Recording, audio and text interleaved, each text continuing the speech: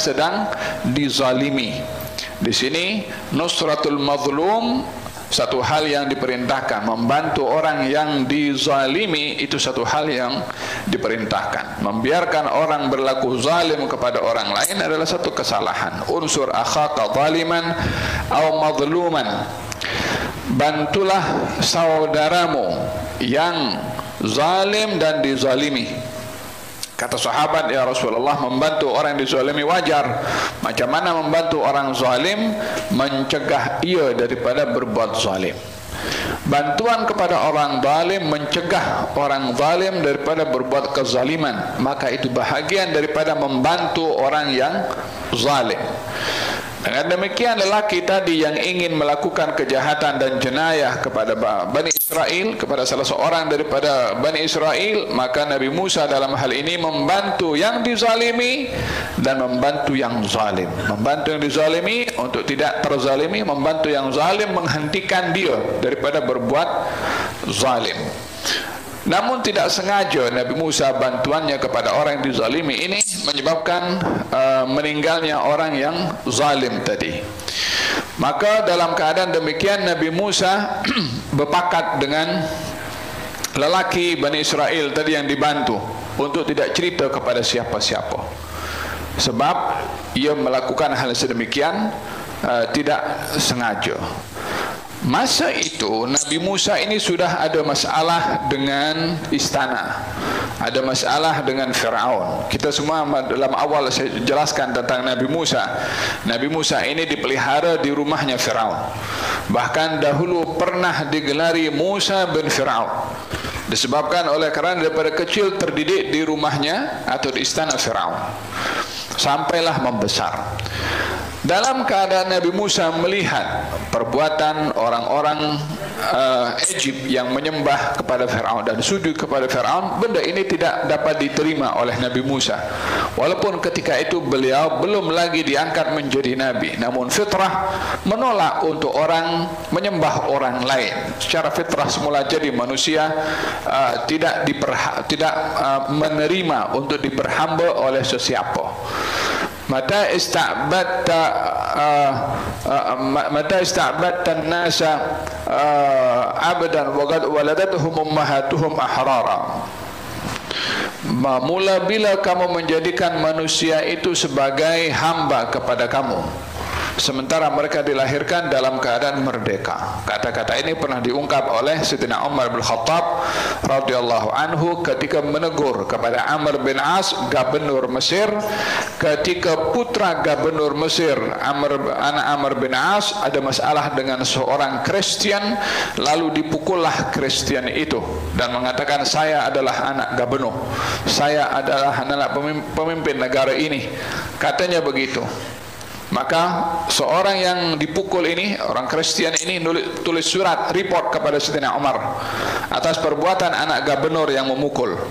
Maka Sayyidina Umar panggil Amr bin As dan anaknya sekali, jumpa dengan Sayyidina Umar di Madinah Al-Munawwarah. Kes diangkat kembali oleh Sayyidina Umar. Setelah disiasat, didapati ternyata orang Kristen ini tidak bersalah, dipukul, dizalimi dalam keadaan tidak ada sebab yang munasabah. Maka dalam hal ini terdedah kesilapan anak gubernur Mesir dengan memukul kepada seorang Kristen. Maka diperintahkan oleh Sayyidina Umar untuk balas balik, pukul dia depan aku. Kata Sayyidina Umar, perintahkan kepada si Kristen untuk pukul kepada anak Amr bin As walaupun ia adalah gubernur Mesir. Setelah dipukul, kalau perlu pukul juga bapaknya. Dia kata macam itu supaya bapak pun mendidik kepada anaknya supaya tidak menggunakan nama bapak untuk zalim pada orang, tidak menggunakan kekuasaan yang ada pada bapak untuk menindas kepada orang lain. Demikian tegas Sayyidina Umar ketika berbuat demikian. Katanya menegur kepada Amr bin As, mata ista'badtumun nasa wa qad waladatuhum ummahatuhum ahrara. Mula bila kamu jadikan orang lain hamba kepada kamu, kamu boleh pukul, kamu boleh tindas, boleh kamu buat apa saja kepada dia, sementara dia dilahirkan dalam keadaan merdeka. Kenapa kamu jadikan dia dipukul, ditekan karena kamu punya kuasa? memperhambakan orang lain ditolak di dalam Islam. Oleh sebab itu penghambaan yang ada dalam Islam adalah dijadikan ianya sebagai satu keperluan yang basic sahaja untuk khidmat, bukan untuk merendahkan orang karena berstatus sebagai hamba. Ya, dalam Al-Quran ada penjelasan tentang hamba. Di dalam Al-Quran juga dianjurkan membebaskan hamba supaya orang kekal kembali asal pada ciptaannya, yaitu menjadi hamba yang merdeka, hamba kepada Allah dan bukan hamba kepada sesiapa. Di saat Rasulullah melihat seorang bernama Abu Mas'ud, saya ingat, memiliki hamba sahaya yang mungkin melakukan kesalahan, lalu dipukullah hamba itu. Ketika dipukul oleh Abu Mas'ud, baginda Rasulullah berada di belakangnya lalu mengatakan, Allahu aqdaru alaika ya Aba Mas'ud. Wahai Abu Mas'ud, Allah lebih berkuasa untuk menghukum engkau lebih daripada kuasa engkau menghukum hamba sahaya engkau. Menoleh ke belakang Abu Mas'ud didapati Rasulullah SAW. Katanya, ya Rasulullah, kalau begitu hamba sahaya ini aku bebaskan dia di jalan Allah. Dibebaskan hamba sahaya itu. Lalu kata Rasulullah, kalau kamu tidak buat itu, Allah akan menghukum kepada kamu. Yakni Abu Mas'ud ketika menghukum hamba sahayanya yang melakukan kesalahan, khawatir hukumannya lebih daripada kesalahannya, sehingga menghukum orang lain lebih daripada kesalahannya, hukumannya lebih berat daripada silapnya, dengan dalil atau dengan alasan, aku majikan dia, aku lebih berkuasa daripada dia. Maka Nabi bersabda, Allah lebih berkuasa daripada engkau untuk menghukum engkau lebih daripada kuasa engkau menghukum kepada hamba sahaya. Oleh sebab yang demikian, perbuatan zalim nanti di akhirat, kata baginda Rasulullah SAW, orang-orang yang berbuat zalim akan dipanggil oleh Allah. Bukan hanya orang yang zalim, tapi orang-orang yang sokong orang zalim pun akan dipanggil juga oleh Allah Subhanahu wa ta'ala. Fil hadis dikatakan, barang siapa yang membantu orang zalim atas kezalimannya, maka dia tidak akan lalu di sirat, melainkan ia akan tergelincir nanti di hari kiamat. Dan barang siapa yang membantu orang yang dizalimi, maka ia akan ditetapkan kakinya di as-sirat ketika melewati kepada as-sirat.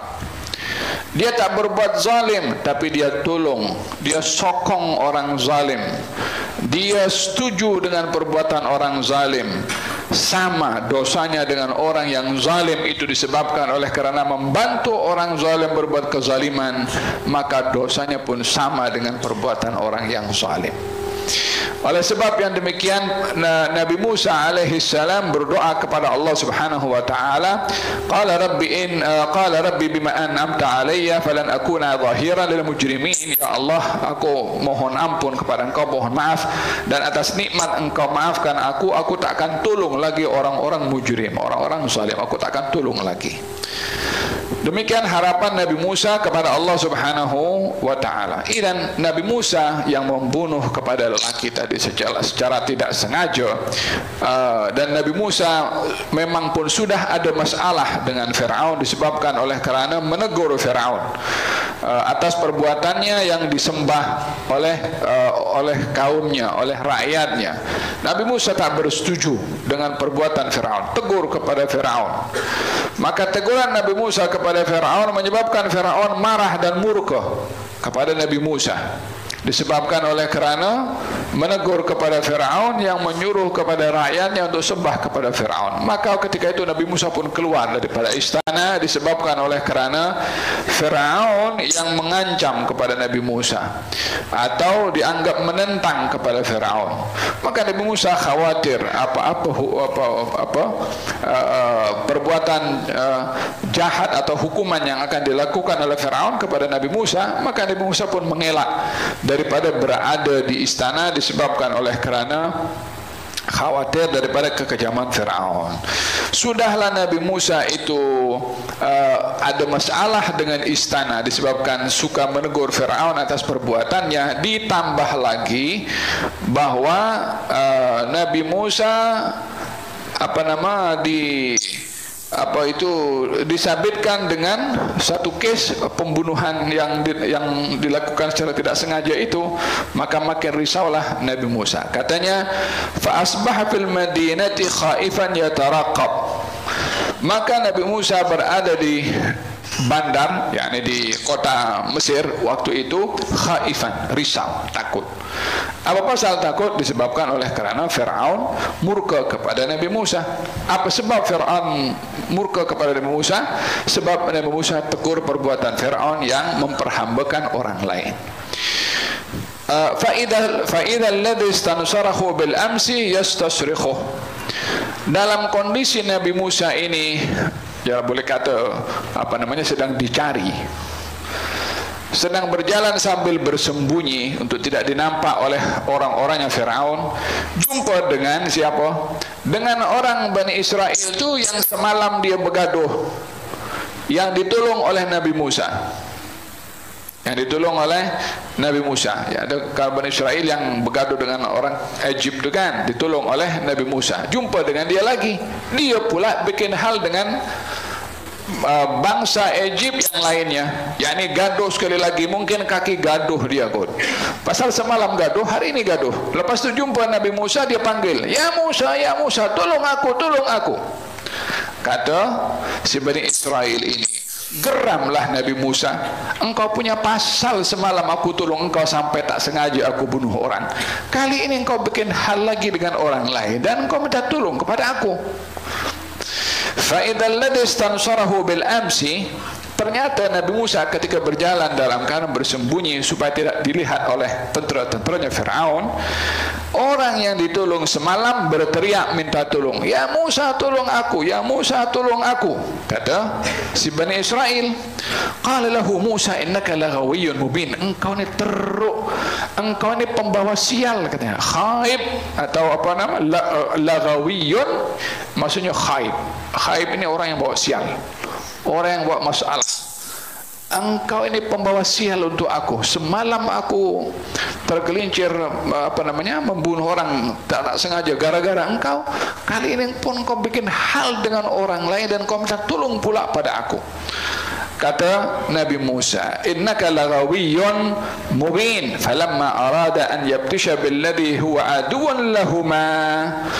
Ketika Nabi Musa ini, walau begitu pun juga Nabi Musa nak tolong dia punya Bani Israel ini, sebab bangsanya, sebab dizalimi. Jadi Nabi Musa dalam ingin membantu dan menolong si Bani Israel, disangka oleh Bani Israel Nabi Musa akan memukul kepada Bani Israel tu. Sebab Nabi Musa mengatakan, innaka laghawiyyun mubin, engkau ni teruk, engkau pembawa sial. Kata Nabi Musa. Walau demikian Nabi Musa masih menghampiri mereka berdua untuk menolong si Bani Israel. Si Bani Israel menyangka Nabi Musa nak pukul dia. Si Bani Israel yang nak ditolong menyangka bahwasanya Nabi Musa akan pukul dia. Apa sebab dia menyangka begitu? Sebab Nabi Musa mengatakan, engkau ni teruk sangatlah, engkau pembawa sial lah. Jadi kata-kata Nabi Musa yang didengar oleh si Bani Israel yang akan ditolong oleh Nabi Musa, ketika Nabi Musa mendekati mereka berdua, si Bani Israel dengan orang Egypt yang bergaduh itu, si Bani Israel menyangka kalau Nabi Musa akan pukul dia, padahal Nabi Musa ingin tolong dia. Nah, ini kan nak tolong orang kena pentung orang, nak tolong dia yang kena tempias. Ketika ingin didekati oleh Nabi Musa dan ingin ditolong, lelaki Bani Israel tadi menyangka Nabi Musa akan pukul kepada dia, maka dia mengatakan, si Bani Israel ni kata kepada siapa? Kata kepada Nabi Musa, ya Musa, aturidu an taqtulani kama qatalta nafsan bil ams? Hai Musa, engkau akan bunuh aku ke seperti semalam engkau dah bunuh orang tu? Kata siapa? Kata si Bani Israel tu, kan sudah perjanjian masa kejadian tu jangan cerita siapa yang membuka kes dan didedahkan orang yang ditolong. Sehingga ketika orang yang ditolong oleh Nabi Musa itu mengatakan, "Hai Musa, engkau akan pukul aku ke? Akan bunuh aku seperti semalam engkau bunuh orang itu." Si Egypt yang sedang bergaduh, dengarlah. Case terbuka. Pasal siapa? Pasal orang yang ditolong tak pakai otak dengan betul. Yang menanggung akhirnya Nabi Musa. Oleh sebab itu kalau tolong orang, tengok-tengok siapa yang ditolong. Biarlah bijak kita tolong orang, jangan sampai orang tolong jadi musibah kepada kita. Orang ditolong tak tahu terima kasih. Katanya, "Aturidu an taqtulani?" Engkau nak bunuh aku ke? Seperti engkau sudah bunuh seseorang semalam. "In turidu illa an takuna jabbaran." Engkau ni memang nak jadi orang jabbar tu macam apa? Macam orang yang akan menggunakan kekuatannya untuk menindas orang lain, macam gangster kau mungkin. Kau nak tunjuk hebat kau, kau tunjuk kuasa kau, kau nak tunjuk macam gangster kau untuk menindas kepada orang lain. Siapa yang berkata orang yang nak ditolong ni, "Wa ma turidu an takuna minal muslihin." Engkau tak ingin jadi orang yang mendamaikan orang berselisih kau. Semalam kau punya pasal aku tolong engkau, hari ini aku nak tolong engkau, engkau pula dedahkan. Orang Egypt yang tadi akan ditolong, orang Egypt yang bergaduh dengan si Bani Israel akhirnya tahu, oh yang semalam itu terbunuh ternyata yang membunuh Musa. Pergilah ia pergi report pada Firaun, berdiri di pintunya Firaun, jumpa dengan pengawal Firaun. Katanya, "Aku tahu siapa yang bunuh orang semalam tu daripada golongan bangsa Egypt." Siapa? Musa yang bunuh. Makinlah Firaun makin geram. Sudahlah Nabi Musa ini bersembunyi daripada Firaun karena tegur dan nasihat kepada Firaun. Ditambah lagi Firaun dapat case kalau Nabi Musa membunuh orang ini, peluang untuk menangkap dan juga membunuh Musa. Firaun bagi arahan, cari dia sampai dapat. Arahan untuk membunuh kepada Nabi Musa datang daripada Firaun. Siapa penyebabnya? Daripada Bani Israel sendiri. Faham dong? Falamma waja'a rajulun min aqsal madinati yas'a. Maka ketika arahan daripada Firaun sudah dikeluarkan oleh Firaun, maka di dalam istana ada cousin Firaun namanya Hezkiel. Dalam riwayat yang lain namanya Syam'un. Tak kisahlah siapa nama. Kita dalam dalam Al-Quran ini, bila ada disebut laki atau perempuan, kalau tak disebut nama, maka bermakna kita tahu nama atau tak tahu tak kisah.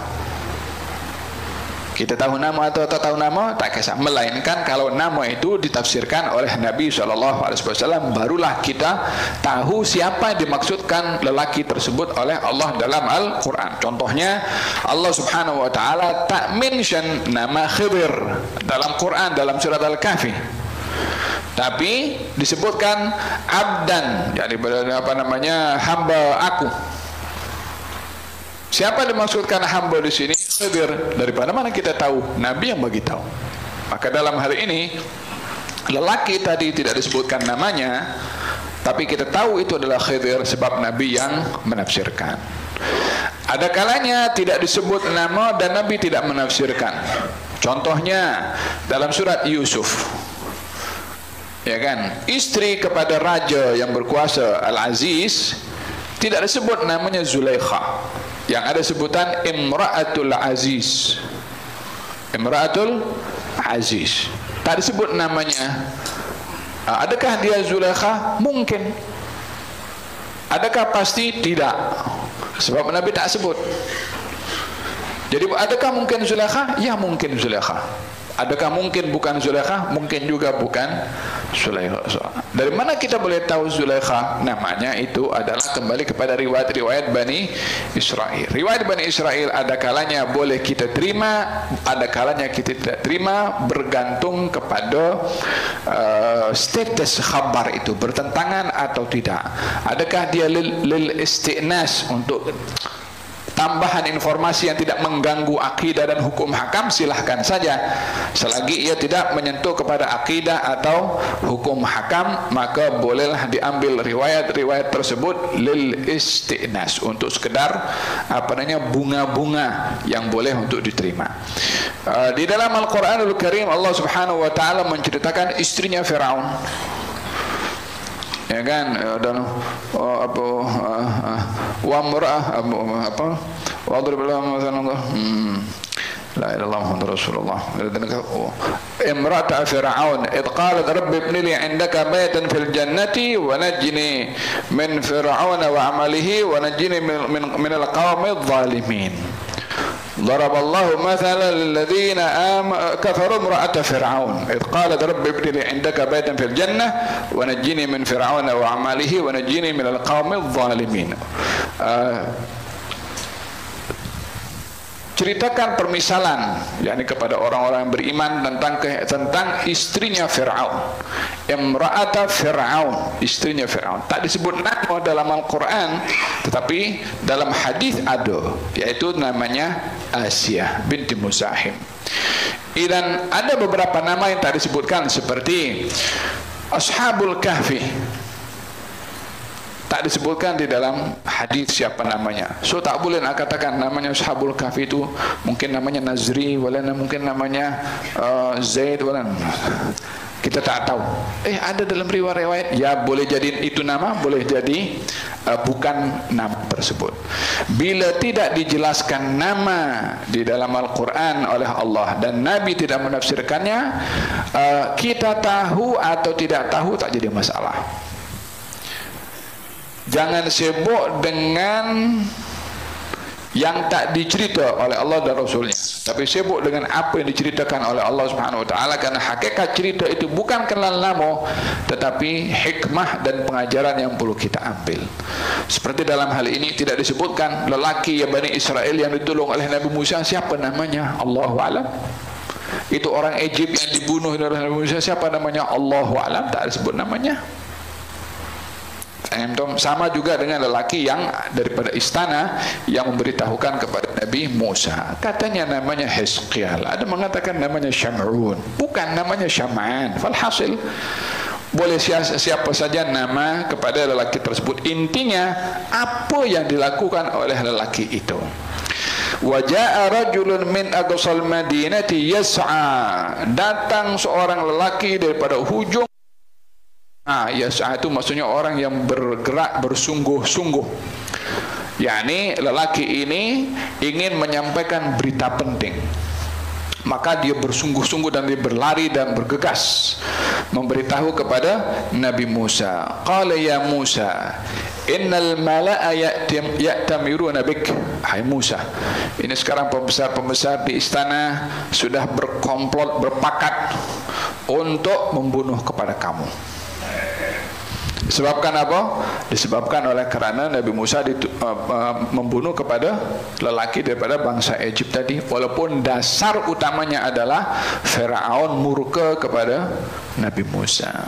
Jadi dikaitkan kes-kes yang lain ini untuk membenarkan sikap Firaun untuk membunuh kepada Nabi Musa. Fakhruj inni laka minan nasihin. Keluarlah kamu daripada negeri ini, sesungguhnya aku memberi nasihat kepada engkau. Hikmah yang perlu kita ambil di sini adalah an-nusrah lil mazlum. Kembali kepada apa yang saya sebut di awal, membantu orang yang dizalimi.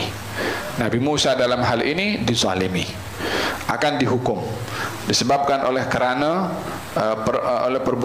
perbuatan yang ia lakukan tidak sengaja. dan akan dihukum oleh penguasa yang zalim.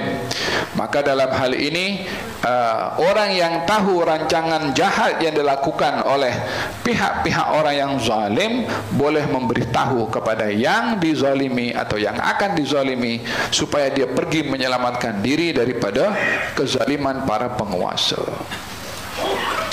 Katanya, inni laka minan nasihin, saya tergolong daripada orang-orang yang memberi nasihat kepada kamu. Hadis yang saya sebutkan tadi di awal, baginda Rasulullah bersabda, barang siapa yang membantu orang zalim melakukan kezaliman, dia membantu saja, dia bukan berbuat zalim, maka dia tidak akan, kakinya tetap ketika melintasi as-sirat, artinya akan tergelincir masuk ke neraka jahanam disebabkan perbuatannya membantu orang zalim. Fil hadis yang lain dikatakan, kalau berlaku pembunuhan di timur dan orang di barat yang menyokong pembunuhan itu, dosa yang menyokong dan yang melakukan sama, disebabkan membantu perbuatan zalim hatta dengan sokongan, hatta dengan satu kalimat, maka ia akan dikira sebagai perbuatan zalim. Walihada dalam hadis, man ra'a minkum munkaran falyughayyirhu biyadihi fa in lam yastati' fa bilisanihi wa in lam yastati' fa biqalbihi wa dzalika adhaful iman. Barang siapa di antara kamu yang tengok benda mungkar, cegahlah mungkar itu dengan lisan, dengan tangannya, dengan kekuatannya, dengan kekuasaannya. Bila tidak mampu maka dengan lisannya, bila tidak mampu maka dengan hatinya. Tapi untuk diam dan reda dengan kemungkaran, ar-ridha bil munkar, mungkar. Orang yang reda dengan benda mungkar, redanya pun juga mungkar. Sebaliknya, orang yang membantu orang yang dizalimi ke atas orang yang zalim, maka ia akan ditetapkan kakinya ketika melintasi as-sirat untuk tidak tergelincir. Nusratul mazlum, peliknya kita punya saudara-saudara di Gaza tempoh hari dibantai habis, tak ada orang boleh bercakap. Yang layak untuk bersuara tidak bersuara, diam 1000 bahasa. Dan ini yang amat dikesali dengan sekian perbuatan zalim yang dilakukan di hadapan semua orang, di hadapan dunia, tersebar sana. Wala yuharrik sakinan, tak ada yang tergerak pun untuk nak membantu kepada orang-orang yang dizalimi. Nasallallahu al-afwa wal afiyah, semoga Allah lindungi kepada kita daripada perbuatan-perbuatan orang yang zalim. Naam. Fa kharaja minha khaifan, maka Nabi Musa keluar daripada negerinya, daripada Mesir, khaifan, dalam keadaan takut. Tadi awal sudah keluar daripada istana Fir'aun dalam keadaan takut disebabkan Fir'aun murka, ditambah lagi dengan apa yang berlaku kepada Nabi Musa, bertambah lagi takut disebabkan oleh kerana kekejaman Fir'aun. Nah, adakah para anbiya itu punya rasa takut sehingga dikatakan dalam ayat ini Nabi Musa ada rasa takut? Sementara dalam Al-Quranul Karim dinyatakan tidak boleh kamu berada dalam keadaan rasa takut kecuali kepada Allah Subhanahu wa taala. Yang pertama adalah kisah ini ketika terjadi, ia bukan dalam keadaan Nabi Musa menjadi nabi dan rasul, belum lagi diangkat menjadi nabi dan rasul. Jadi yang berlaku kepada Nabi Musa berlaku kepada manusia biasa, yaitu perasaan takut, yang itu adalah hal yang wajar. Karena adanya perasaan takut pada seseorang akan melahirkan rasa harapan. Bila ia takut pada manusia, pastinya ia akan meletakkan harapan kepada yang lebih hebat daripada manusia. Dan tiada yang lebih hebat untuk melindungi, menjaga daripada apapun juga yang ditakuti oleh manusia, melainkan adalah Allah Subhanahu wa taala, tempat yang paling aman untuk melindungi manusia daripada segala ketakutan. Bukan hanya takut kepada kekejaman penguasa, tapi takut pada apapun juga. Manusia takut miskin, manusia takut mati, manusia takut kehilangan kerja, manusia takut kehilangan orang yang disayang, manusia takut sakit, manusia takut kanser, manusia takut banyak hal-hal yang ditakuti oleh manusia. Tempat yang paling aman untuk kita itu, ya, Abul Haris katanya, kamu jangan mengganggu laluan kaum muslimin, biarkan mereka lalu, pergi kamu daripada sini, semoga Allah memberi petunjuk kepada kamu kemana kamu mesti pergi. Kemudian dia bangkit daripada duduknya, dia pergi jalan. Terkejut semua kafilah yang sedang menyaksikan apa yang dilakukan oleh Sayyidina Abdullah bin Umar. Ketika ditanya, macam mana engkau boleh berhadapan dengan singa begitu? Kalau aku mendengar, kata Sayyidina Abdullah bin Umar, saya mendengar Rasulullah sallallahu alaihi wasallam bersabda, sesungguhnya anak-anak Adam bila ada rasa takut kepada sesuatu, perasaan takut itulah yang menjadi sebab ia terkena pada dirinya bahaya yang ia takutkan. Jika anak Adam tidak takut kecuali kepada Allah, maka tiada sesiapa yang boleh membahayakan dirinya.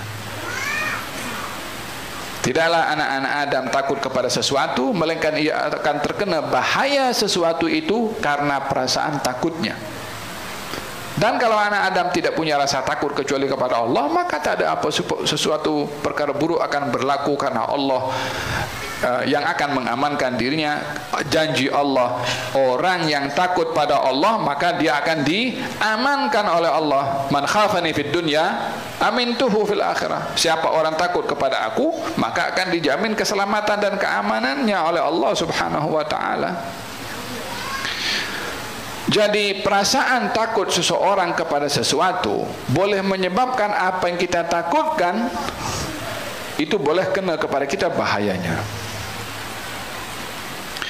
Orang takut pada hantu, perasaan takut itulah yang bikin hantu itu berkesan untuk menakutkan dia. Coba kalau dia berani kepada hantu, hantunya akan pergi cabut lari. Tak percaya, pergi cari hantu situ. Jangan cubalah, jangan cuba. Tapi intinya didik diri untuk kita lebih ada rasa takut kepada Allah berbandingkan kepada yang lainnya. Walau bagaimanapun juga, perasaan takut itu ada kepada manusia wajar.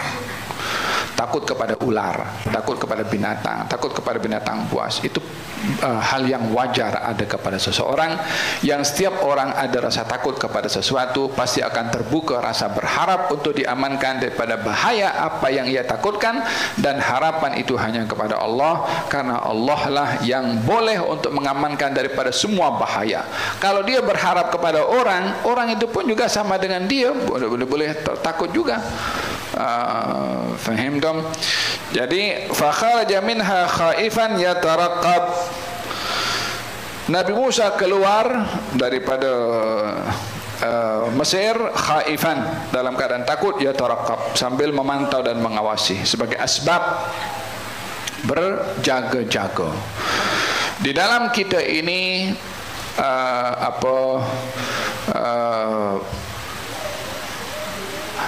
menginginkan atau berhadapan dengan situasi, maka diperintahkan kita untuk berhati-hati sebagai asbab.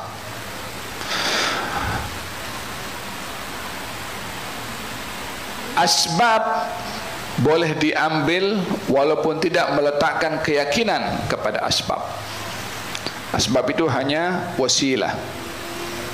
Asbab itu hanya perantara dan sarana. Tadawau fa innallaha ma anzala da'an illa wa anzalahu dawa. Pergilah kamu berubat, karena Allah tidak menurunkan penyakit kecuali Allah juga menurunkan penawar. Allah tidak nisbahkan penawar itu kepada ubat, walaupun perintahnya Nabi berubat. Berubatlah kamu, karena kalau kamu berubat, perubatan itu boleh menyembuhkan kamu. Tidak. Berubatlah kamu karena tidak ada penyakit kecuali Allah yang menurunkan sembuh. Dinisbahkan kepada Allah Subhanahu wa taala. Berubat tapi menyembuhkan Allah. Belajar, yang akan beri ilmu adalah Allah. Cari rezeki, yang akan memberikan rezeki kepada kamu adalah Allah Subhanahu wa taala. Jangan pula kita tinggalkan sebab dengan bergantung kepada Allah, tidak juga kita mengambil sebab dengan kita meletakkan ketergantungan kepada sebab. Ada orang ditanya, "Kenapa kamu tak bekerja?" Allah kan sudah jamin kita punya rezeki. Dia tinggalkan sebab dengan bergantung kepada Allah Subhanahu wa taala, sementara yang diperintahkan ambil sebab bergantung kepada Allah Subhanahu wa taala. Ada orang pula, kita bekerja cari rezeki, apa sebab? Kalau kita tak cari rezeki nanti nak makan apa? Itu apa namanya, burung di tengah-tengah, di atas tak boleh turun ke bawah, ada orang hantarkan kasih makan kepada dia. Allah Subhanahu wa taala Maha berkuasa untuk memberi rezeki kepada semua makhluknya. Oleh hadza dikatakan wala taqtulu auladakum min imlaq. Jangan kamu bunuh anak kamu karena kamu miskin. Wala taqtulu auladakum khasyata imlaq. Jangan kamu bunuh anak kamu karena takut miskin. Ada dua. Jangan bunuh anak karena kamu miskin, jangan bunuh anak karena kamu takut miskin. Apa bezanya? Yang pertama memang hidup miskin, yang kedua belum miskin tapi dia takut miskin. Allah bagi jaminan. Nahnu narzuqukum wa iyyahum. Yang bagi rezeki engkau dan anak yang akan lahir daripada engkau bukan engkau, aku bagi. Jaminan dari Allah Subhanahu wa taala demikian. Hanya diuji kita ini percaya atau tidak dengan apa yang difirmankan oleh Allah di dalam Al-Qur'anul Karim. Kita punya rezeki ini sudah dijamin sebelum kita lahir. Dah ready dah. Wa fis sama'i rizqukum wa ma tu'adun, dan di langit rezeki kamu sudah dijamin dan apa yang dijanjikan oleh Allah kepada kamu. Nah, fa kharaja minha khaifan yataraqabu qala rabbi najjini minal qaumidh zalimin. Wahai Tuhanku, selamatkan aku daripada orang-orang yang zalim. Di sini saya katakan tadi awal, orang kalau ada rasa takut kepada sesuatu, maka dia akan berharap kepada yang lain untuk melindungi dia daripada bahaya sesuatu itu. Siapa tempat perlindungan yang paling aman untuk kita berlindung selain daripada Allah Subhanahu wa taala? Nabi Musa, Rabbi najini, wahai Tuhanku, lindungi aku, selamatkan aku. Daripada siapa? Daripada orang yang zalim, Firaun dan konco-konconya itu yang mencari aku dan membunuh kepada aku. Semakin kuat orang berharap kepada Allah, semakin dia akan diberikan sesuai dengan harapannya. Nah, ada seorang lelaki diziarahi oleh Rasulullah dalam keadaan dia sakit tenat. Ditanya oleh Nabi SAW, kaifa wajadta nafsak, bagaimana keadaanmu? Kata baginda Rasulullah, kata lelaki itu mengatakan, inni akhafu min dhunubi wa rajautu rahmat rabbi.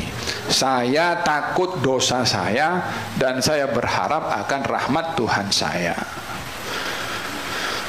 Kata baginda Rasulullah, tidak terhimpun dua perkara ini kepada seseorang, melainkan ia akan diamankan daripada apa yang ia takutkan dan diberi apa yang ia harapkan. Dia takut akan dosanya akan dihapuskan dosa, dia berharap rahmat Tuhannya, dia akan diberi rahmat oleh Allah Subhanahu wa taala. Dia takut pada dosanya karena takut dihukum oleh Allah Subhanahu wa taala, dan dia berharap kepada siapa? Kepada Allah yang berkuasa untuk menghukum, dan dia juga berkuasa untuk menghapuskan dosa, untuk tidak menghukum. Ya, kepada dia juga kita kembali, takutnya kepada dia, mengharapnya pun juga kepada dia Subhanahu wa taala. Rabbi najjini minal qaumidh zalimin. Kata Nabi Musa berdoa kepada Allah Subhanahu wa taala. Wa hakada, setiap kita ada masalah yang menakutkan, menggurunkan, menakutkan kepada kita, kembali kepada Allah. Salat 2 rakaat. Kana idza hazabahu amrun dhahaba ila shalah. Nabi kalau ada masalah salat 2 rakaat dan mohon kepada Allah. Faham dong? Takut ada masalah, takut kena ini, takut kena itu, takut penyakit, salat 2 rakaat kepada Allah Subhanahu wa taala, mohon supaya dilindungi oleh Allah daripada apa yang kita takutkan. Jangan pergi bomoh, jangan pergi tempat-tempat yang mungkar. Jangan letakkan keyakinan kita kepada perkara-perkara yang batil. Tak ada siapa. Bomoh itu kalau ajalnya tiba tak boleh selamatkan dirinya. Boleh dia tak mati? Tak ada siapa tahu yang tak akan mati. So berlindunglah kepada yang maha kuasa, yang tiada had pada kekuasaannya. Walamma tawajjaha tilqa'a Madyana qala asa rabbi an yahdiyani sawa'as sabil. Keluar Nabi Musa daripada Mesir menuju ke Madian, satu kawasan Tabuk dan sekitarnya. Qala asa rabbi an yahdiyani sawa'as sabil. Moga-moga Tuhan aku memberikan petunjuk kepada aku jalan yang lurus. Dia keluar tak tahu arah mau kemana, aku nak pergi ni. Tak ada keluarga, tak ada family di luar, tak ada siapa-siapa. Kemana hala tuju yang akan dituju oleh Nabi Musa? Maka untuk mendapatkan hala tuju yang betul, maka dia berdoa kepada Allah meminta hidayah. Demikian juga kalau seorang dalam keadaan bingung, tak tentu arah, mohon petunjuk kepada Allah Subhanahu wa taala. Walamma warada ma'a Madyana wajada alaihi ummatan minan nas yasquna wa wajada min dunihim imra'ataini tadhudan. Berjalan sampailah ke daerah namanya Madian. Madian kawasan sebelah Tabuk, itu dekat mana? Arab Saudi, ke atas lagi. Wajada alaihi ummatan, didapati ada segolongan ramai manusia. Yasqun, ada sebuah perigi di Madian yang orang-orang ini sedang sedang mengambil air. Ramai. Agaknya itu perigi memang menjadi tempat yang famous untuk disinggahi oleh para musafir. Singgah untuk mengambil air karena keperluan dalam safar. Diperhati oleh Nabi Musa daripada tempatnya orang sedang mengambil air di perigi.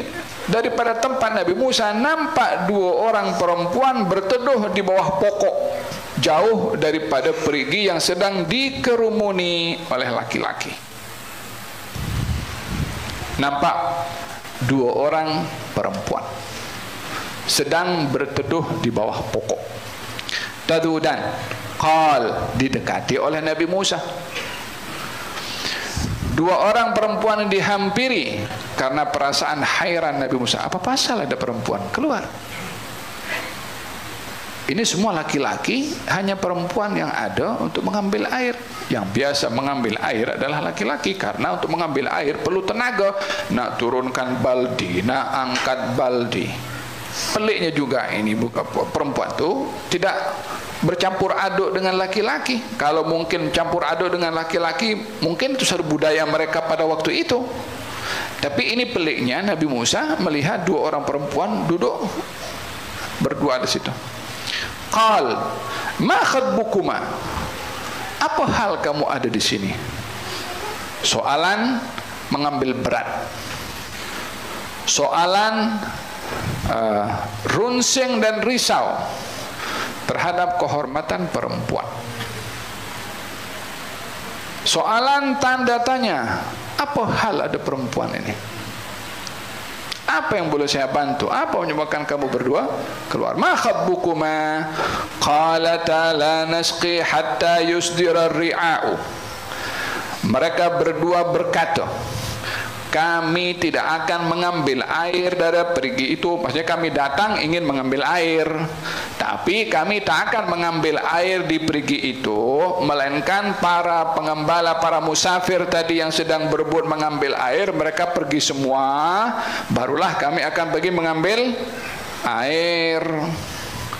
Oleh sebab kami tak ingin bercampur dengan laki-laki yang bukan muhrim, maka kami duduk tunggu. Tak apa queue, tak apa lambat, tak apa, yang penting kehormatan kami dipelihara. Yang penting kami dapat jaga maruah kami.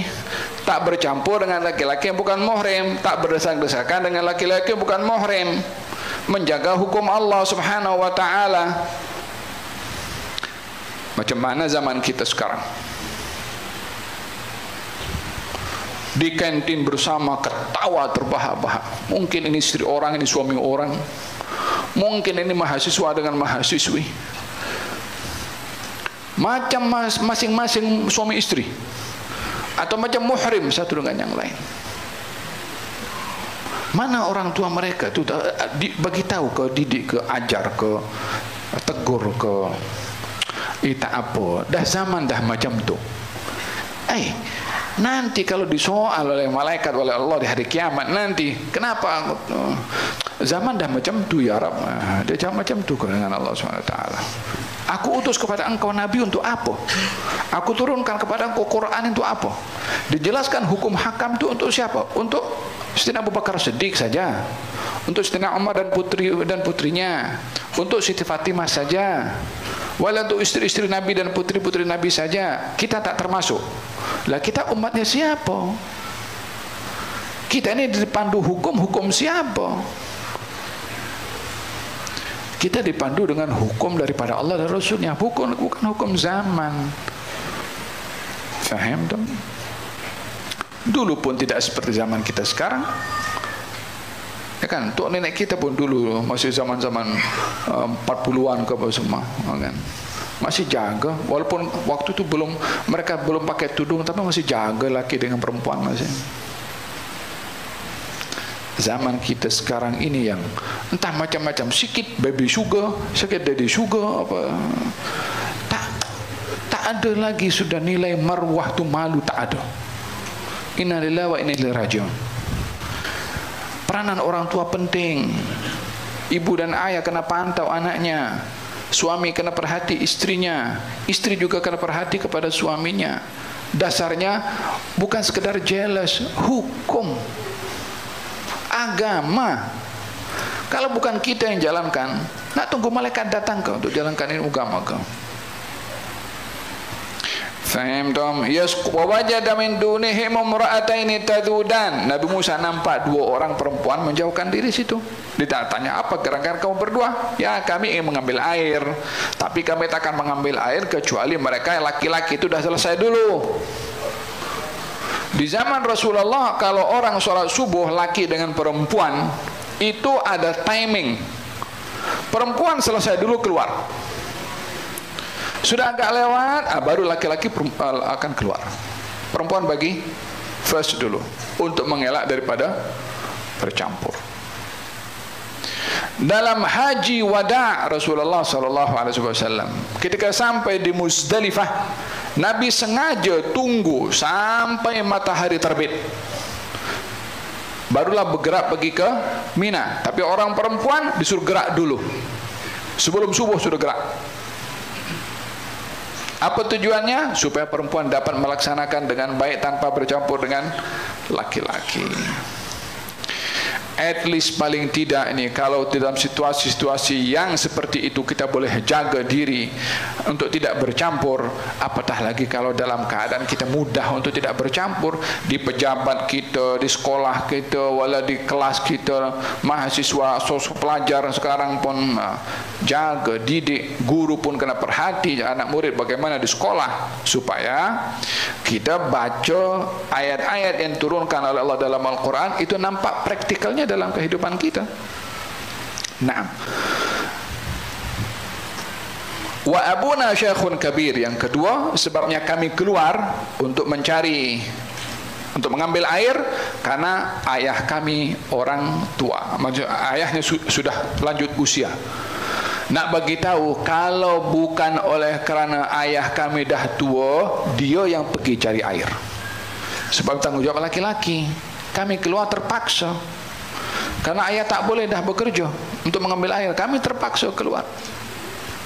Memberitahukan bahwasanya tanggung jawab rumah dan isi rumah itu pada laki-laki. Jangan pula laki-laki yang suruh istrinya pergi kerja. Tanggung jawab awak. Tak cukup makan Habib. Yelah, kalau tak cukup makan ayam, makanlah tempe. Tapi kehormatan dijaga, marwah terpelihara, kan makan juga. Saya bukan tak boleh untuk komplain orang mau menikmati hidup, tidak. Silahkan kerja, jaga marwah. Silahkan untuk berkarir, jaga kehormatan. Tapi jangan karena karir, marwah akan diobral dan terjual begitu saja, hanya untuk mencari perhatian kita punya bos dan seumpamanya. Dengan di pejabat nampak senyum mesra, layan orang. Di rumah macam, yang patut dilayan tu siapa sebetulnya? Secara hukum syarak lah. Di tempat kerja, la muhrim wala hubungan kerja, setakat kerja je yang ditetapkan hukum untuk dihormati, yang di rumah. Faham tu?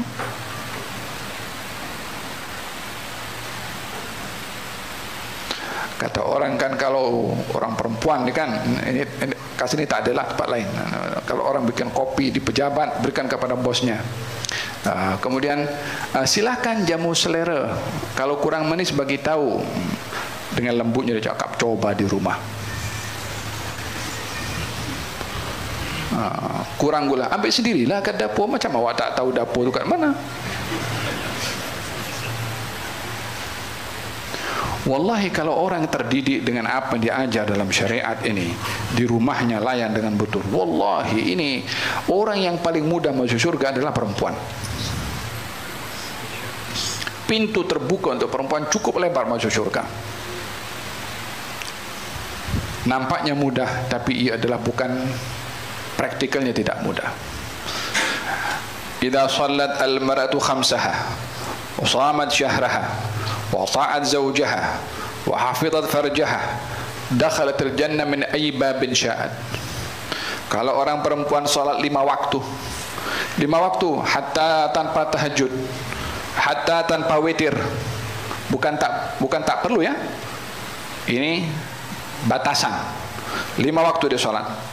Puasanya Ramadan sahaja, la Isnin wala Khamis, wala hari putih, wala Arafah, wala apapun, semua Ramadan sahaja. Taat pada suaminya, kepada hal yang diridai tentunya oleh Allah Subhanahu wa taala. Kemudian dia menjaga kehormatannya, tak mudah bergaul dengan laki-laki lain, tak mudah menjabat tangan dengan laki-laki lain, tidak mudah menghulurkan tangannya atau apalagi cium pipi kanan dan kiri dengan laki-laki lain, tak ada kaitan muhrim. Yang jaga itu semua, dia boleh masuk syurga bukan daripada satu pintu, boleh pilih pintu mana saja syurga itu. Oh, coba laki-laki boleh dapat peluang macam tu. Yang akan berhadapan sukar nanti laki-laki. Ya ayyuhalladzina amanu qu anfusakum wa ahlikum nara. Hai laki-laki, jaga diri kamu dan keluarga kamu. Pertanggungjawaban kepada keluarga. Faham tak? La ilaha illallah. Wa abuna syaikhun kabir. Sebab yang kedua kami keluar ini adalah ayah kami sudah tua. Fasaqa lahuma, saya kena habiskan cerita ini supaya tak tunggu bulan depan belum tahu masih ini. Fasaqa lahuma thumma tawalla ila dhil faqala rabbi inni lima anzalta ilayya min khairin faqir. Fasaqa lahuma, karena Nabi Musa sudah tahu status dua perempuan ini macam mana, maka Nabi Musa tolong mereka berdua. Itu lelaki sudah pergi, itu penutup perigi dibuka oleh Nabi Musa sendiri, padahal penutup perigi itu berat, dia seorang angkat. Buka, diambilkan air, kemudian dituangkan dan diberikan kepada dua perempuan tu. La minta upah, wala dia mengurat, wala dia tanya what's your name, tak ada, tak tanya wala apa. Tolong menjaga kehormatan perempuan, tidak mengambil peluang. Itu laki-laki yang gentle. Kalau nak tolong cari muka, kalau nak tolong ada udang di sebalik batu, wala tanya pun Nabi Musa. Tolong. Fasaqa lahuma thumma tawalla ila dhil. Setelah diserahkan, dia pergi ke pokok sebelah tu untuk terus, sudah selesai bagi, khalas, la cakap wala apa. Di bawah pokok itu Nabi Musa berdoa, Rabbi inni lima anzalta ilayya min khairin faqir. Ya Allah, aku ni fakir, aku ni susah, keluar dalam bawa bekal wala apa. Tak ada siapa yang nak ziarahi atau dikunjungi untuk diminta tolong. Doa itu kembali lagi diungkapkan oleh Nabi Musa. Subhanallah, masuk keluar daripada Mesir, doa. Di perjalanan tak tentu arah kemana dia akan pergi, doa. Dalam keadaan dirinya lapar memerlukan bantuan, doa. Tak dilepaskan doa oleh Nabi Musa dalam apapun juga. Dia tidak komplain kepada Allah Subhanahu wa taala, ya Allah, kau hukum aku macam mana? Mau sudahlah, jatuh kena ketiban tangga pula. dia tetap berharap kepada Allah Subhanahu wa ta'ala. Rabbi inni lima anzalta ilayya min khairin faqir. Doa tadi Nabi Musa didengar oleh putri Nabi Syuaib. Dua orang perempuan itu anak perempuan Nabi Syuaib. Anak perempuan Nabi Syuaib yang sudah dibantu oleh Nabi Musa balik ke rumahnya, jumpa dengan Nabi Syuaib. Kata Nabi Syuaib, hari ini kau balik awal? Katanya, ya, kami ditolong oleh seorang lelaki, dia adalah orang yang baik dan tolong kepada kami. Maka Nabi Syuaib perintahkan kepada salah seorang putrinya, pergi panggil dia, aku bagi upah karena dia tolong dua anak perempuan Nabi Syuaib. Faja'athu ihdahuma tamshi ala istihya qalat inna abi yad'uka liyajziyaka ajra ma saqaita lana. Falamma ja'ahu wa qassa 'alaihi al-qasasa qala la takhaf najawta minal qaumidh dhalimin. Salah seorang daripada putri Nabi Syuaib datang kepada Nabi Musa berjalan kaki ala istihya, berjalan kakinya dalam keadaan tersipu malu. Berjalan kaki dalam keadaan tersipu malu. Yakni ada orang perempuan jalan kaki tak malu, ada perempuan jalan kaki dalam keadaan malu. Maksudnya sopan. Maksudnya jalannya itu bukan jalan tak peduli macam zaman kita sekarang. Dah ada tahu kerumunan laki-laki, dia masuk juga dalam situ. Apa pasal lalu dekat kawasan situ? Awak perempuan, jaga kehormatan. Laki-laki pun sama, dah ada kerompolan perempuan, janganlah masuk juga kat situ. Untuk apa agaknya Allah Subhanahu wa ta'ala berfirman, datang anak perempuan Nabi Syuaib berjalan kaki dalam keadaan tersipu malu. Disifatkan jalan tersipu malu itu pasal apa? Kenapa tadi katakan anak perempuan Nabi Syuaib datang panggil Nabi Musa? Tapi apa pasal disebutkan datang dalam keadaan tersipu malu, supaya perempuan itu lebih identik dengan sifat malu berbandingkan kepada laki-laki. Kalau perempuan itu malu, laki-laki akan hormat dan ta'zim dan tak mungkin mengurat. Tapi kalau tidak malu, pakaiannya ada pakaian you can see, open macam tu. Macam mana nak dihormati? Macam mana nak dipandang ta'zim dan penuh dengan segan dengan perempuan? Kalau cara pakaiannya begitu, dengan alasan tubuh badan aku punya, apa pasal kau nak tengok? Faham tak? Idza lam tastahi fasna' ma syi'ta. Fil hadis, kalau kamu tak punya sifat malu, buat apa saja kamu nak buat. Kata Nabi SAW, malu itu yang akan menghalang seseorang berbuat sesuatu yang bercanggah dengan karamah, dengan kehormatan. Tamshi al-istihya, jalan dalam keadaan tersipu malu. Alangkah baiknya bila difahami zaman kita sekarang ini dengan pakaian perempuan, karena mesti ada malu dengan tutur kata dalam tersipu malu juga. Ya nisa'an nabi lastunna ka ahadin minan nisa'in ittaqaytunna fala takhdha'na bil qaul. Hai istri Nabi, kalau kamu berbicara, kamu jangan berbicara dengan nada suara manja, straight to the point. Kalau ada orang berbicara kepada kamu laki-laki, straight to the point, tak payah ada suara manja-manja. Bukan muhrim, cakap direct saja. Faham tu? Fala takhdha'na bil qaul, jangan melembut-lembutkan suara. Faham tu?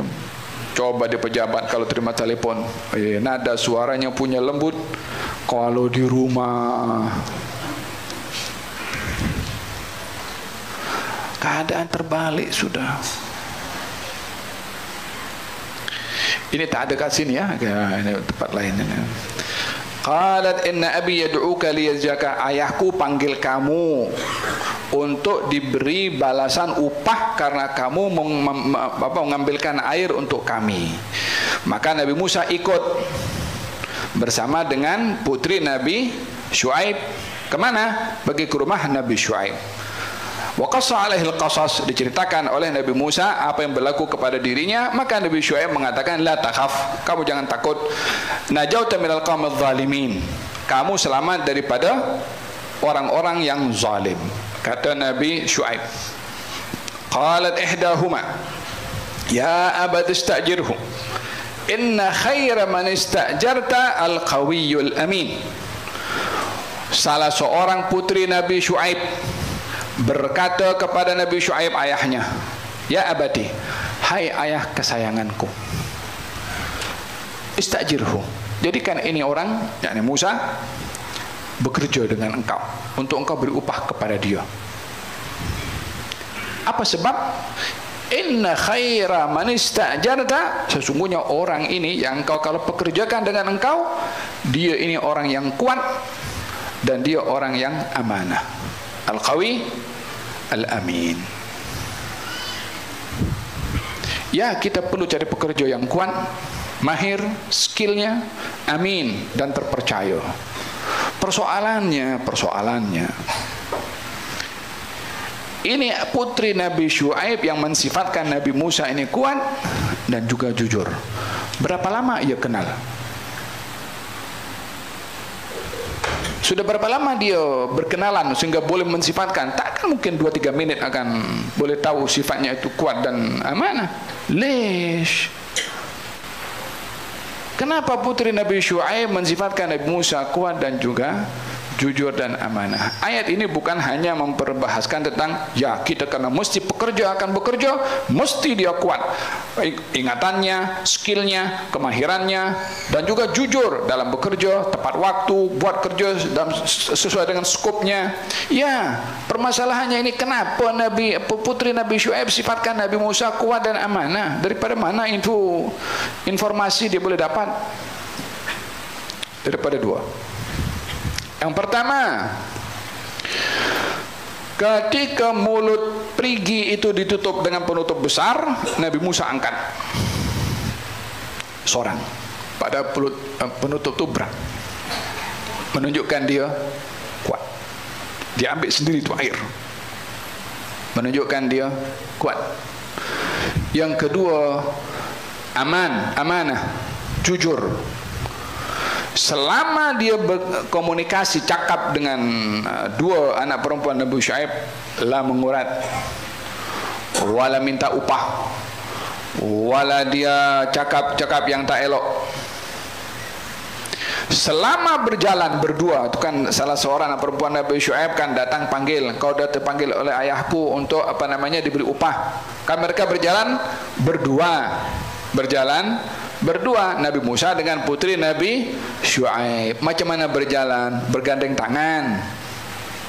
Tidak. Nabi Musa di hadapan, putri Nabi Syuaib di belakang. Yang nak tunjuk jalan siapa? Yang tahu rumah siapa? Kan putri Nabi Syuaib. Kenapa tak diletakkan di depan? Kalau di depan syaitan kacau. Jadi diletakkan di belakang. Macam mana Nabi Musa boleh tahu nak pergi kanan ke pergi kiri? Katanya berjalan Nabi Musa di hadapan, anak perempuan Nabi Syuaib di belakang. Kalau nak ke kiri diambil batu lempar ke situ, ke kanan, maka belok kanan situ. Sampailah ke rumah Nabi Syuaib. Jaga marwah, jaga kehormatan, jaga pergaulan dengan orang lain dengan bukan muhrim. Kita tak terlepas daripada kita punya keluarga. Kita ada isteri, kita ada anak, kita ada mak saudara. Biarlah adab itu dijaga dan dipelihara. Maka itu sebab disifatkan oleh anak perempuan Nabi Syuaib, orang yang kamu nak pekerjakan ini adalah orang yang kuat dan yang amanah. Qala inni uridu an unkihaka ihdabnatayya hatain. Barulah di sini kita akan berhenti di sinilah. Dah nampak Nabi Musa ini dipuji oleh anak perempuannya.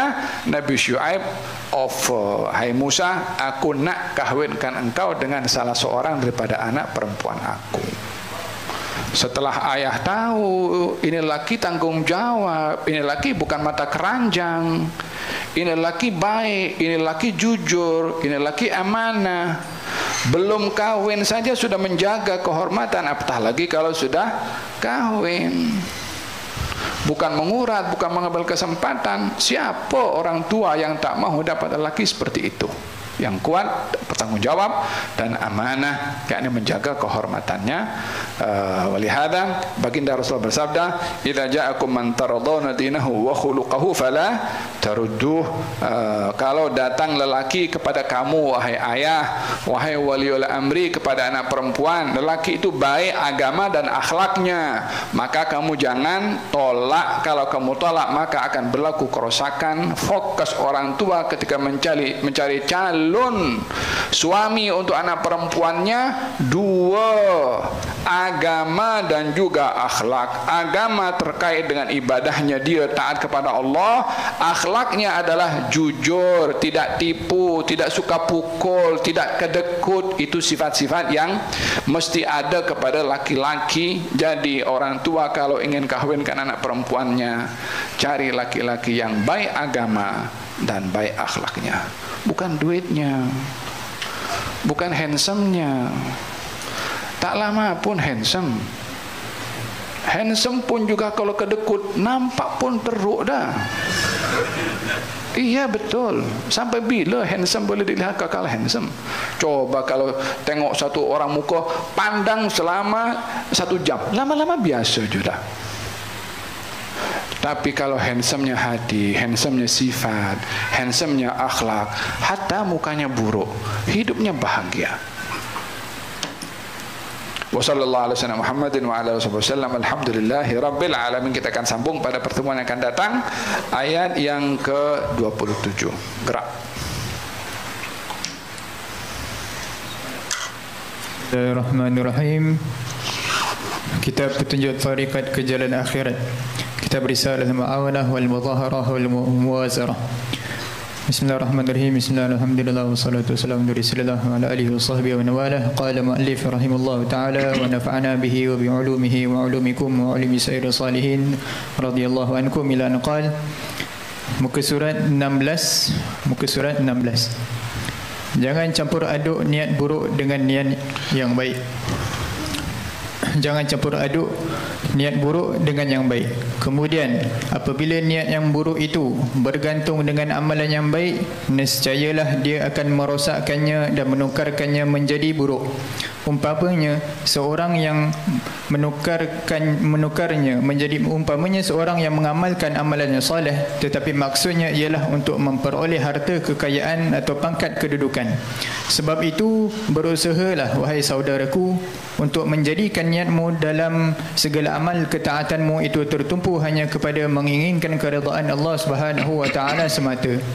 Kemudian jadikan niatmu dalam menjalankan segala amalan yang mubah itu semata-mata kerana bertujuan untuk membuat ketaatan kepada Allah Subhanahu wa taala sahaja.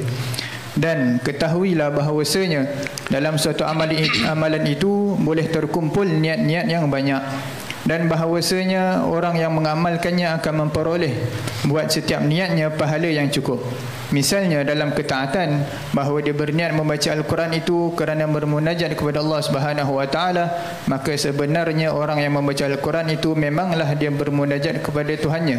Kemudian dia berniat hendak mendapat atau mempelajari ilmu dari Al-Quran kerana memanglah Al-Quran itu induk segala ilmu. Kemudian dia berniat hendak memberikan manfaat kepada orang yang duduk mendengarnya dan orang yang turut mendengarnya dan lain-lain yang seumpama itu dari niat-niat yang soleh dan baik. Dan misalnya dari yang mubah, anda meniatkan makan minum anda kerana menurut perintah Tuhanmu yang tersebut dalam firman Allah Subhanahu wa taala, ya ayyuhalladzina amanu kulu min thayyibati ma razaqnakum.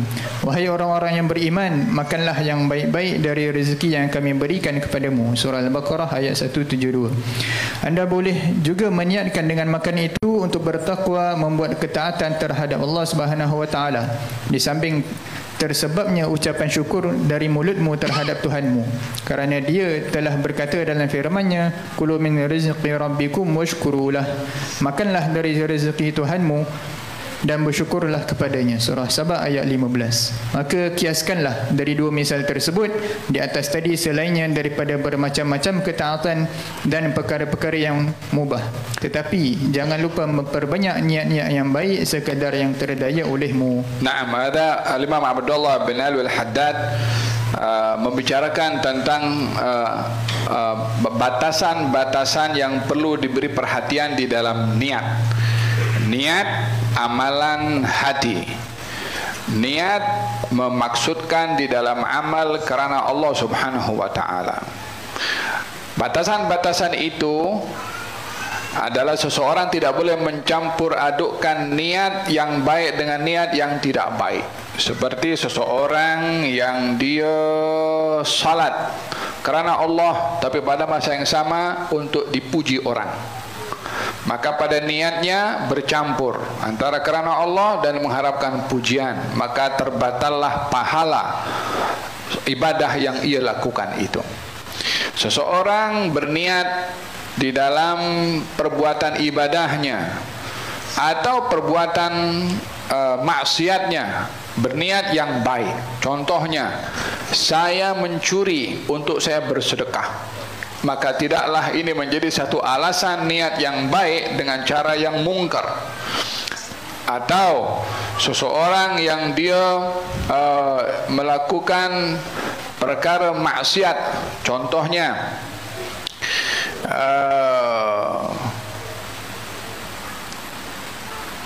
mencuri untuk menyekolahkan anak, riba untuk membantu keluarga yang sakit, contohnya, maka niat yang baik seperti ini maka bukanlah menjadi atau ingin membantu sebagai amalan ibadah, tidak boleh untuk dilakukan dengan cara yang mungkar. Ini di dalam niat tidak diperbolehkan. Niatnya baik tapi perbuatannya mungkar atau maksiat. Ini yang pertama. Yang kedua, dianjurkan untuk kita menanamkan niat yang banyak walaupun dalam satu amal, satu perbuatan. Diberi contoh di sini, orang baca Quran. Apa tujuannya baca Quran? Ya, saya baca Quran supaya saya dapat pahala, niat. Supaya saya boleh memberikan hak rumah yang dibacakan Quran. Karena rumah dibaca Quran akan nampak cahaya rumah oleh penduduk langit. Saya niat baca Quran supaya rumah saya dinampak oleh penduduk langit. Contohnya, saya baca Quran tujuannya adalah supaya memperdengarkan kepada orang lain. Sebelah kanan kiri tak ada orang. Jin kan ada, malaikat kan ada. Saya baca kuat-kuat supaya jin boleh dengar. Faham tu? Tapi jangan tunjuk saja muka jin. Atau malaikat, contohnya. Niat seperti ini dia akan memberi kesan pahala kepada orang yang berniat. Ibadahnya baca Quran, niatnya ada 3, 4, ada 5. Orang makan, ya kan? Contohnya di sini, hal yang harus hukumnya mubah, makan. Tapi makan dia, saya makan apa sebab Allah suruh saya makan. Kulu washrabu. Allah suruh dalam Quran makan dan minum. Saya makan karena Allah suruh. Allah sebut dalam Quran makanan itu rezeki dari Allah untuk kita menikmati. Saya makan menikmati rezekinya Allah Ta'ala. Saya makan untuk bersyukur karena Allah perintahkan setelah mendapatkan nikmat diperintahkan untuk bersyukur. Saya makan rezeki Allah sebagai mengingati kepada Allah dan untuk bersyukur kepada Allah. Sudah berapa niat? Ada 3. Tambah lagi 4. Saya makan untuk apa? Supaya makanan jadi energi untuk saya buat taat kepada Allah. 5 niat. Makan je. Mungkin tom yam ke wala. Tapi dapat pahala disebabkan oleh kerana niatnya. Sama juga yang lainnya. Kita ingin bermusafir, nak cuti dengan keluarga, pasang niat, nak solat jamaah, nak kasih happy keluarga, nak silaturahim semakin kuat, nak ziarah keluarga yang ada di situ, nak ziarah masjid, nak pasang niat yang baik. Kita bangun rumah. Untuk apa kita bangun rumah? Ya kan? Untuk penuhi hak keluarga, untuk menjadi sebab keamanan dan keselamatan, kenyamanan bagi keluarga, untuk kita dapat bersama dengan keluarga, untuk menerima tetamu, untuk membuat majlis, maka niatnya akan menjadi sebab pahala pada bangunan rumahnya. Sama juga kalau niatnya yang batil. Pergi melancong dengan keluarga, apa tujuannya? Nak tengok konser. Dosa dengan niatnya tadi sudah. Bangun rumah, apa tujuannya? Supaya orang kampung nampak aku punya rumah hebat. Dosa dengan niatnya. Pasang niat dalam perkahwinan, apa tujuan kita berkahwin? Perintah Allah, sunnah Nabi, nak jaga kehormatan, nak memimpin keluarga, nak memberi nafkah kepada keluarga, nak mendidik, nak mengajar, nak jadi imam. Berapa niat kita boleh untuk dapat pahala dengan niat hanya dengan perkahwinan itu? Sama juga dengan apa saja amal kita lakukan, jangan diketepikan niat. Kita mengandung, ya kan, itu kisahnya Siti Henna, ibunya Siti Maryam. Saya bernadar janin nak jadikan orang khidmat di rumah Allah Subhanahu wa taala. Nawaitunya begitu. Diberkati oleh Allah Subhanahu wa taala. Apa saja kita nak buat, pastikan ada niat yang baik. Keluar pergi kerja. Untuk apa kita kerja? Ya perintah Allah cari rezeki. Saya nak bagi nafkah sampai keluarga. Jadi ibadah kerjanya. Faham dong? Falhasil apa saja yang kita nak buat, iringi dengan niat. Wallahu taala a'lam bis-shawab. Hal min soal, ada pertanyaan kamu? Habib, ada soalan daripada jemaah. Assalamualaikum Habib, jika suami isteri satu rumah tapi sudah bertahun-tahun lamanya buat hal masing-masing yang tiada perasaan, tak boleh ngam lagi, tiada perbualan apatah lagi kemesraan, isteri pun tidak mendengar kata suami lagi, apakah harus diteruskan bersama dalam keadaan perasaan terseksa atau seeloknya berpisah?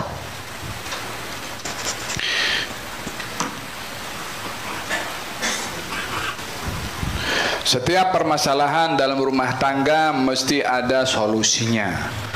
Dan bila diabaikan permasalahan tanpa diselesaikan, akan timbul hilang rasa kasih sayang. Hilangnya kasih sayang antara pasangan suami istri disebabkan oleh permasalahan yang tak terselesaikan. Bila masing-masing menginginkan penyelesaian antara keduanya untuk kembali, maka dicari apa puncanya, apa masalahnya, barulah akan ada penyelesaian dengan solusi setelah tahu apa punca. Tapi bila bermasalah itu sudah tidak ada dah, tak boleh lagi nak diselesaikan, walaupun itu bukan langkah yang pertama itu diambil. Langkah pertama bila ada masalah itu umpama penyakit yang perlu diubati dulu. Jadi kalau ada masalah pada penyakit, cari ubatnya itu, puncanya di mana. Sama juga dengan masalah keluarga. Bila kita menginginkan keduanya untuk kembali seperti sedia kala, bersedia mereka untuk berdamai setelah mengetahui permasalahan antara mereka berdua. Baiknya bila diselesaikan antara mereka berdua. Suami dengan istri ini kalau boleh masalahnya jangan keluar daripada pintu bilik. Selesaikan di dalam. Tak boleh, baru cari orang pihak ketiga untuk menengahi permasalahan antara mereka berdua. Baginda Rasulullah ada masalah dengan Siti Aisyah, panggil Sayyidina Abu Bakar untuk selesaikan. Katanya ada masalah dengan Siti Aisyah, tak boleh terselesaikan. Walaupun ini Nabi, bukan sembarang orang. Tapi kehidupan rumah tangga tu kita tak boleh nak menilai macam Siti Aisyah tak hormat sangat dengan Nabi, bukan begitu. Kehidupan rumah tangga ini kalau masalah timbul di rumah tangga Nabi, ustaz pun bermasalah, pun syekh pun, habib pun bermasalah juga, ya kan? Tak ada orang tak bermasalah dalam kehidupan rumah tangga. So jadi kata baginda Rasulullah, okey, kalau masalah tak selesaikan, cari orang ketiga. Kalau kata Nabi, siapa yang kamu pilih orang ketiga untuk selesaikan masalah kita berdua? Katanya ayahku, kata Siti Aisyah. Kata okey, panggil Sayyidina Abu Bakar. Panggil Sayyidina Abu Bakar Siddiq. Datang Sayyidina Abu Bakar. Katanya, ya Abu Bakar, aku ada masalah dengan aku punya istri, yaitu anak perempuan Sayyidina Abu Bakar Siddiq, yaitu Siti Aisyah. Sayyidina Abu Bakar dah geram dulu dah geram kepada Siti Aisyah. Tak ada orang sanjung Nabi macam mana Sayyidina Abu Bakar sanjung Nabi. Jangankan putrinya, nyawanya akan dikorbankan untuk Nabi. Katanya kalau diletakkan iman Abu Bakar di satu neraca, yang lain diletakkan di neraca yang lain, akan lebih kuat imannya Abu Bakar.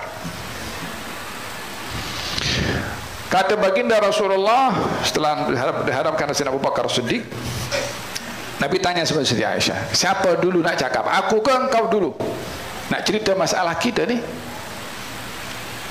Kata Siti Aisyah mengatakan, engkau dulu cakap, tapi cakap yang betul.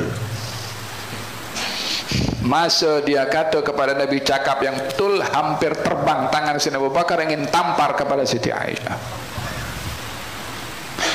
Katanya, mula bila dia cakap tak betul sehingga engkau suruh dia cakap betul? Ketika angkat tangan, Siti Aisyah sembunyi di belakang Rasulullah sallallahu alaihi wasallam. Di belakang Rasulullah tak boleh buat apa. Sayyidina Abu Bakar Siddiq hormat kepada Nabi sallallahu alaihi wasallam. Ya Abu Bakar, ya Abu Bakar, aku panggil engkau nak settlekan masalah, bukan nak tambah masalah. Pulanglah Sayyidina Abu Bakar Siddiq. Petang masih tak puas tengok perbuatan putrinya kepada Rasulullah. Datang balik ke rumah Rasulullah, sudah berdamai. Nabi dengan Siti Aisyah sudah sembang bersama, sudah gurau, sudah masalah tak berpanjangan. Bila ada masalah dengan orang rumah, jangan sampai tunggu esok, kalau boleh diselesaikan hari ini. Karena menunggunya pada waktu yang akan datang menyebabkan hati ini keras kepada pasangan, dengan itu hilang kasih sayang.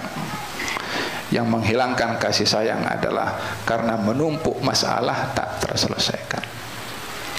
Jadi selesaikan berdua, tak boleh panggil pihak ketiga, tak boleh juga barulah langkah yang terakhir pergi kaunseling, pergi jumpa pejabat agama, tengok cerita apa masalah.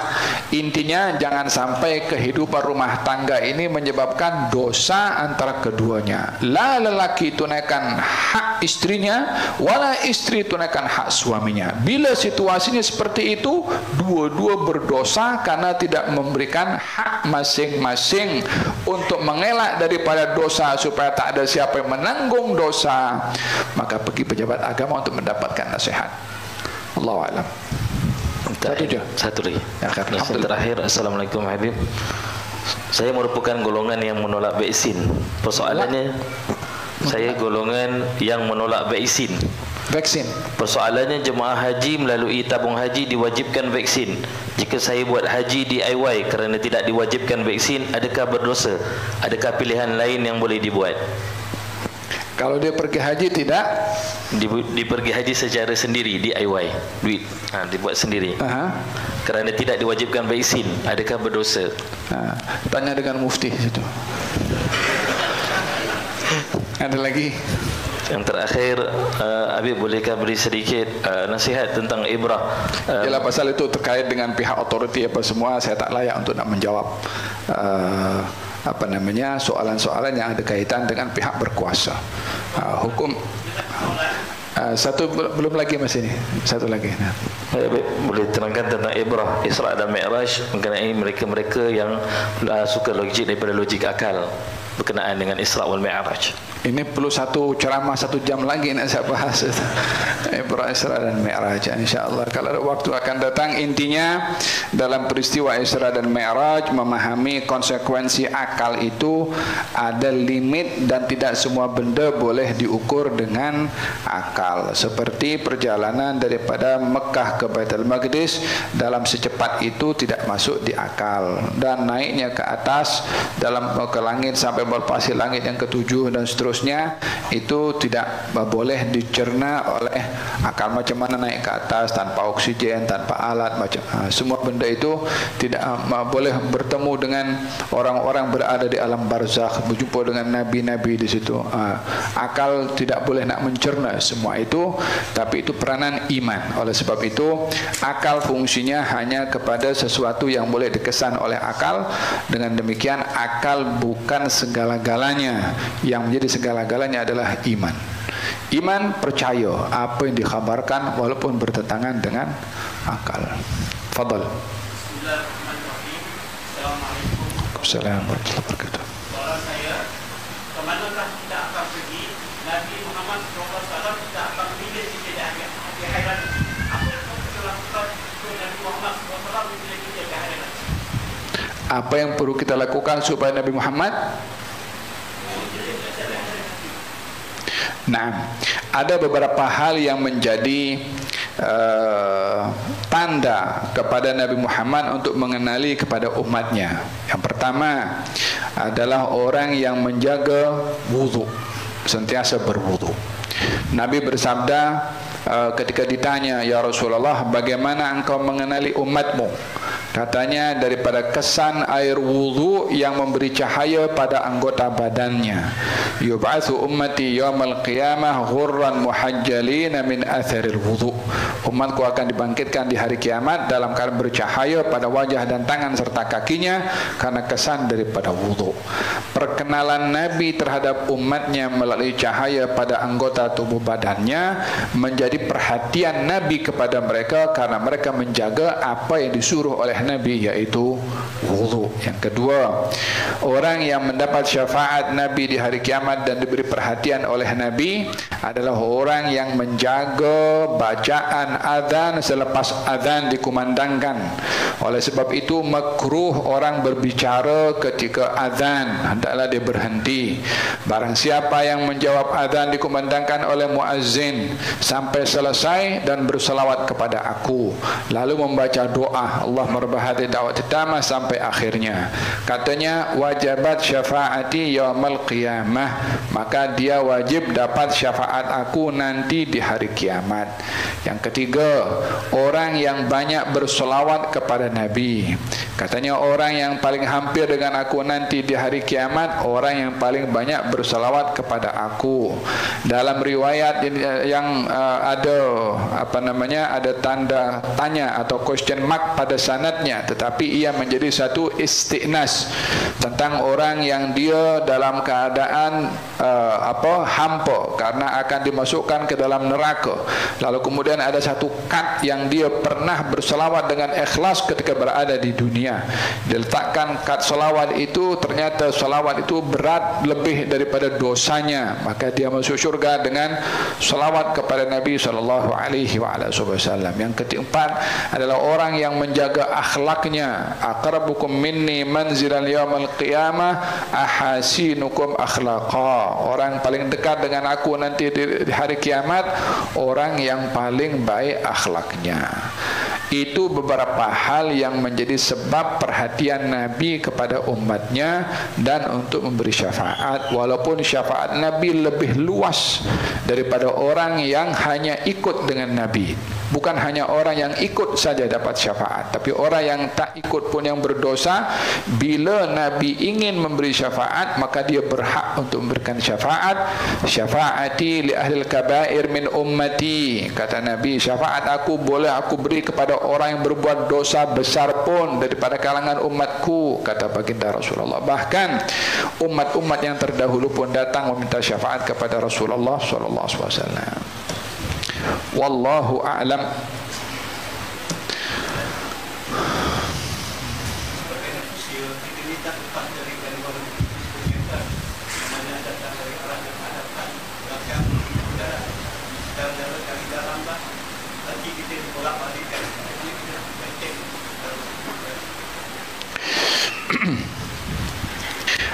Ada dua arah yang tidak dilalui oleh syaitan, yaitu atas dan juga bawah. Karena syaitan datang daripada hadapan dunia, belakang akhirat, kanan kebaikan, kiri kemungkaran. Syaitan ganggu kita melalui dunia supaya tengok dunia di hadapan selalu. Syaitan ganggu kita melalui akhirat, letak belakang supaya kita tak ingat akhirat. Syaitan akan ganggu kita sebelah kanan, arah kebaikan, jangan buat, nanti, esok, minggu depan. Syaitan datang sebelah kiri daripada maksiat, buat, cepat, jangan tunda.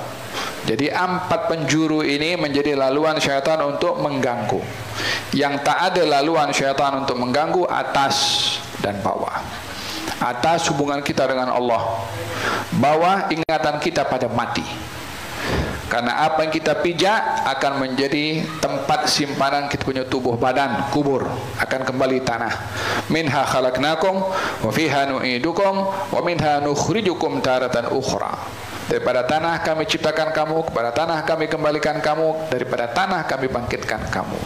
Mengingati kematian menjadi asbab untuk kita mudah melawan kepada syaitan, karena kita tahu kalau ikut syaitan dan kita mati, kita akan menanggung hukuman yang berat karena ikut kepada syaitan. Yang kedua adalah di atas laluan kita untuk berhubung dengan Allah Subhanahu wa taala. Mengingati akan Allah yang memantau kita, Allah yang pantau lihat kepada kita, Allah berhak untuk menghukum kepada kita. Tafakkur seperti itu akan menjadi asbab untuk kita mampu melawan kepada tipu muslihat syaitan. Itu kalau kita baca daripada penjuru yang 4, yang 2 tak dilalui, atas dan juga bawah. Selebihnya kita perhati pergaulan, dengan siapa kita bergaul. Yang ketiga, kita perhati makanan. Yang kita makan ini benda yang halal atau yang syubhat, apatah yang haram. Makanan mempengaruhi kepada kecenderungan dan keinginan. Yang kalau orang makan daripada sumber yang haram atau syubhat, mudah dia terpanggil untuk melakukan benda yang mungkar. Tapi kalau halal, mudah ia untuk melakukan benda yang taat. Demikian beberapa hal yang untuk kita perhati daripada untuk tidak mudah terganggu daripada syaitan. Atas dan bawah, persekitaran lingkungan dan juga sumber pemakanan. Ada lagi? Barakallahu fiik. Allahumma hdina bihudak waj'alna mimman yas'aru fi ridak wa la tuwallina waliyan siwak wa la taj'alna mimman khalafa amraka wa 'asa. Berikanlah keberkatan kepada kami ya Allah yang hadir dalam majlis ini, di rumahmu ini, muslimin dan muslimat yang ada di belakang sana, mudah-mudahan diberi rahmat oleh Allah Subhanahu wa taala, diberi hidayah oleh Allah taala, dijadikan oleh Allah Subhanahu wa taala kepada kita semua muslim dan muslimah yang baik, mukmin dan mukminah yang baik, yang menjaga kehormatan, yang menjaga iman, yang menjaga adab, yang menjaga akhlak. Jadikan rumah tangga kami rumah tangga yang menjaga hukum hakammu ya rabbal alamin, dan menjaga sunnah Nabi Muhammad sallallahu alaihi wasallam, sehingga yang ada dalam rumah tangga kami adalah sebutan Allah, sebutan Rasulullah sallallahu alaihi wasallam. Berkati anak-anak kami dan keluarga kami, lindungi kami dan mereka daripada gejala sosial yang merosakkan ya arhamur rahimin. Rabbana atina fid dunya hasanah wa fil akhirati hasanatan wa qina adzabannar. Diberkati kami di penghujung bulan Rajab, disampaikan ke bulan Syaban dan Ramadan dalam keadaan sehat wal afiat dan sempurna dalam beribadah ya arhamur rahimin. Bisirril Fatihah wa ila hadratin